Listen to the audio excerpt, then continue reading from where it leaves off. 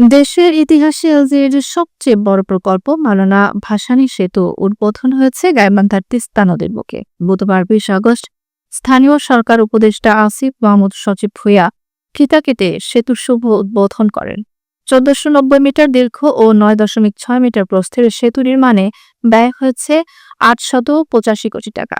Saudi সরকারের অর্থায়নে এবং চায়না স্টেট কনস্ট্রাকশন ইঞ্জিনিয়ারিং লিমিটেডের তত্ত্বাবধানে কাজ সম্পন্ন হয়। এর সঙ্গে ৮০ কিলোমিটার সংযোগ সড়ক, ৫৮টি বক্স কালভার্ট ও ৯টি আরসিসি সেতুও নির্মিত হয়েছে। সেতুটি চালু হয় গাইবান্ধা কুড়িগ্রামের অন্তত ১০টি বড় বাজার সরাসরি যুক্ত হলো। এতে কৃষিপণ্য পরিবহন সহজ হবে, শিল্প কারখানা গড়ে উঠবে এবং ঢাকাসহ দক্ষিণাঞ্চলের সঙ্গে যোগাযোগ ব্যবস্থায় নতুন সম্ভাবনার সৃষ্টি হলো।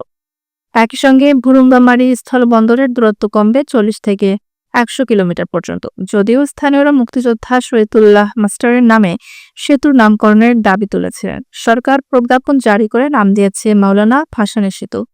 সব বিতর্ক পেরিয়ে অবশেষে দুই জেলার মানুষের দীর্ঘদিনের স্বপ্ন পূরণ হলো এই সেতুর উদ্বোধনের মাধ্যমে।